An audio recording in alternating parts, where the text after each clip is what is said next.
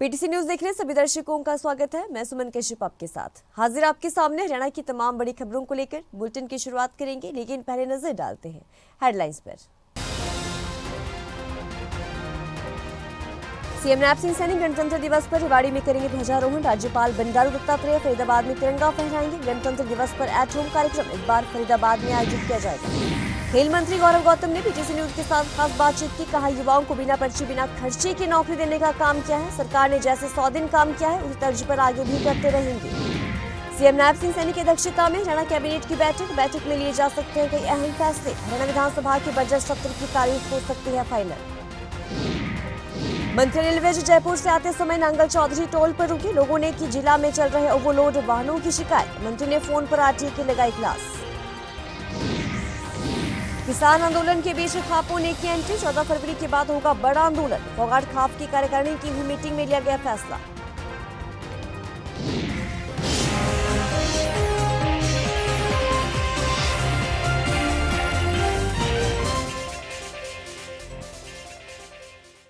और अब खबर विस्तार से। मुख्यमंत्री नैब सिंह सैनी की अध्यक्षता में हरियाणा कैबिनेट की बैठक हो रही है, तो भाजपा हरियाणा में लक्ष्मी लाडो योजना शुरू कर सकती है। इस पर आज यानी कि 23 जनवरी को चंडीगढ़ में हो रही कैबिनेट मीटिंग में फैसला लिया जा सकता है। तो पिछले साल प्रदेश में हुए विधानसभा चुनाव में भाजपा ने अपने संकल्प पत्र में महिलाओं को लेकर इसका ऐलान भी किया था, जिसमें 18 साल से बड़ी उम्र की हर महिला को हर महीने 100 रुपए देने का वादा किया गया है। तो कैबिनेट मीटिंग में हरियाणा विधानसभा के बजट सत्र की तारीख भी फाइनल की जा सकती है। दिल्ली में 5 फरवरी को विधानसभा चुनाव होने और इसके मद्देनजर हरियाणा विधानसभा का बजट सत्र फरवरी के दूसरे सप्ताह में बुलाए जाने की संभावना है। तो कैबिनेट बैठक में सरकार पिछले दिनों ओलावृष्टि से फसलों को हुए नुकसान के मुआवजे की घोषणा भी कर सकती है। खेल राज्य मंत्री गौरव गौतम ने पीटीसी न्यूज के साथ खास बातचीत की है। उन्होंने कहा कि युवाओं के साथ प्री बजट बैठक पर चर्चा हुई है और इस बार के बजट में खेलों पर भी अच्छा खासा बजट होगा। जिस तरह से सरकार ने 100 दिनों में काम किए हैं उसी तर्ज पर आगे भी काम किए जाएंगे। इसको लेकर कैबिनेट की बैठक में अहम फैसले लिए जा सकते हैं। युवाओं को ध्यान में रखते हुए मुख्यमंत्री नैब सिंह सैनी ने कुर्सी पर बैठने से पहले युवाओं को बिना पर्ची बिना खर्चे की नौकरी देने का काम जो है वो किया है।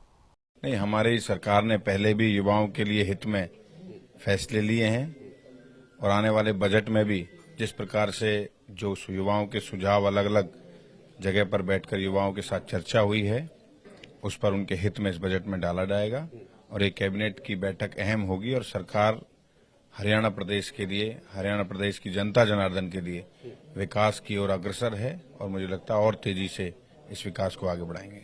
नायब सैनी सरकार के 100 दिन भी पूरे होने वाले हैं। कई जो है घोषणाएं चुनाव के दौरान की थी और मुख्यतः क्या मानते हैं कि उनमें से कुछ बिंदुओं को टच किया या घोषणाएं पूरी हुई या आगे आने वाले टाइम में भी जो है अहमियत रखी जाएगी इन मुद्दों पर? नहीं, पहली युवा होने के नाते मुझे इस बात का हर्ष भी है कि पहली घोषणा और पहली इम्प्लीमेंटेशन एक पहली कलम से युवाओं के लिए काम करने का बिना पर्ची और बिना खर्ची के नायब सिंह सैनी जी ने कुर्सी पर बैठने से पहले उसकी इम्प्लीमेंट कर दिया था और मुझे लगता है कि खेल में हो, युवाओं के लिए स्किल का माध्यम हो, नौकरी हो, रोजगार हो, हर क्षेत्र में हमारी सरकार युवाओं के लिए प्रथम और केंद्र बिंदु रखकर काम कर रही है और उससे हरियाणा प्रदेश के युवाओं को फायदा होगा। जी, आप सबसे युवा मंत्री हैं हरियाणा सरकार में और युवाओं से जुड़े हुए ही आपके पास महकमे हैं। क्या लगता है आपको युवाओं को कितना संतुष्ट कर पाएंगे और कितने संतुष्ट इन 100 दिन के कार्यकाल में युवा हुए होंगे? क्योंकि स्पोर्ट्स खासकर जो आपके पास है, स्किल का आपने जिक्र किया, क्योंकि स्किल अगर बढ़ेगी तो युवाओं रोजगार की तरफ जो है आगे कदम बढ़ाता है। युवाओं के लिए जो हरियाणा के इतिहास में पहले कभी नहीं हुआ, बिना पर्ची और बिना खर्ची के गरीब का बालक भी, वो भी इस सरकार में नौकरी की इच्छा, जिसके घर में पैसे नहीं हो, पहले जिस प्रकार की व्यवस्थाएं चली उसमें वो सबसे ज्यादा आकांक्षा और अपेक्षा इसी सरकार से है और उस पर खरा उतरने के लिए ये सरकार चाहे खेल का क्षेत्र हो, चाहे रोजगार का क्षेत्र हो, हर उसमें युवाओं के साथ खड़ी होगी। उनकी हर योजना का केंद्र बिंदु युवा होगा, मुझे पूरा भरोसा है। ऊर्जा और परिवहन मंत्री अनिल विज जयपुर में आयोजित बिजली मंत्रियों की बैठक में भाग लेने के बाद अंबाला जा रहे थे और इस दौरान नेशनल हाईवे नंबर 148B पर सिरोही बहाई टोल प्लाजा के पास बने पेट्रोल पंप पर वे रुके। वहां पर पेट्रोल पंप संचालक और टोल संचालक ने उनका स्वागत किया और यहां पर जब लोगों ने उनसे कहा कि इस मार्ग पर ओवरलोड वाहनों की भरमार है, इस ओर आरटीओ भी कोई ध्यान नहीं दे रहा, जिसके चलते आए दिन लोग काल का ग्रास बनते जा रहे हैं। लोगों की इस शिकायत पर मंत्री ने आरटीए मनोज कुमार को फोन लगाया। ऊर्जा और परिवहन मंत्री उन्होंने कहा कि हरियाणा की सड़कों पर थोड़े दिनों के बाद आपको बिना परमिट की कोई भी बस नजर नहीं आएगी। उनके संज्ञान में ऐसा आया है कि बिना परमिट की बसें चलती हैं, जिसके बाद उन्होंने अधिकारियों को ये कह दिया कि कोई भी बिना परमिट की बसें नहीं चलने दी जाएं। जयपुर में ना जो इस जोन के ऊर्जा मंत्री हैं, उनकी मीटिंग थी, तो उसमें जो किस प्रकार से जो सोलर पावर है उसको अधिक से अधिक बढ़ावा दिया जाए, उसके बारे में चर्चा थी। मैं वो मीटिंग अटेंड करते हुए आया। मैंने अभी कैथल में एक स्कूल के खिलाफ पर्चा दर्ज करवाया और औरों को भी कहूँगा और सबको मैं कहना चाहता हूँ कि जो पॉलिसी है, पॉलिसी के मुताबिक आ जाए, नहीं तो मेरे कोई शिकंजे में आ गया, मैं बख्शता किसी को नहीं। देखिए, सभी को कह रहा हूँ कि वे इसको ठीक करें। सर फिर दोबारा भी आपका नांगल चौधरी में मतलब चक्कर रहेगा आने का? मैं कब कहाँ प्रकट हो जाऊँ, मेरा कोई पता नहीं। सर माइनिंग क्षेत्र से ओवरलोड की जो है, पहले भी आपको शिकायत भी दी गई है, काफ़ी ओवरलोड चल रहे हैं। नहीं, बिल्कुल ये बहुत गंभीर बात है। इसमें सड़कें भी टूटती हैं, लोगों की जिंदगियां भी जाती हैं, चोरी भी होती है, भ्रष्टाचार भी होता है। किसान आंदोलन से दूरी बनाने वाली खाप पंचायतों की अब किसान संगठनों ने एकजुट होकर एंट्री कर दी है। फोगाट खाप की कार्यकारिणी मीटिंग में प्रधान सुरेश फोगाट की अगुवाई में आयोजित बैठक में 26 जनवरी को निकाले जाने वाले ट्रैक्टर मार्च को लेकर विचार विमर्श किया गया। इसके साथ ही चेतावनी भी दी गई है कि अगर 14 फरवरी तक किसान नेता डल्लेवाल की मांग पूरी नहीं की गई तो उत्तर भारत की खाप पंचायतें मिलकर बड़ा आंदोलन करेगी। फोगाट खाप प्रधान सुरेश फोगाट ने क्या कुछ कहा, आइए सुनते हैं। देखो, खापों की जो 29 तारीख को बांसपेटवाड़ में पंचायत हुई थी, वहाँ पे फैसला लिया गया था कि जब तक के पूरे किसान संगठन ने इकट्ठे नहीं होंगे, एक छत के नीचे नहीं आएंगे, तब तक खापें उनका साथ नहीं देंगी या देने में असमर्थ रहेंगी। तो इस बात को जो है उन्होंने इस बात के ऊपर गौर फरमाया और सभी किसान संगठन 18 तारीख को खनौरी बॉर्डर के ऊपर जो इकट्ठे हो गए। इकट्ठे होने के बाद अभी 20 तारीख को हमारी 11 सदस्यीय कमेटी की पंचायत हुई थी हिसार जाट धर्मशाला में। वहाँ पर हमने उनका इकट्ठा होने के लिए धन्यवाद किया सभी किसान संगठनों का, और हमने जो है सभी पूरी उत्तर भारत की खापों ने जो है उनका समर्थन करने का ऐलान कर दिया। अभी 26 तारीख को जो ट्रैक्टर मार्च है, 26 तारीख के ट्रैक्टर मार्च में अगुवाई होगी किसान संगठनों की। खापें उनका सहयोग करेंगी, खापें अगुवाई नहीं करेंगी। अगुवाई जो किसान संगठनों की होगी और खापें जो है ट्रैक्टर मार्च में उनका सहयोग करेंगी।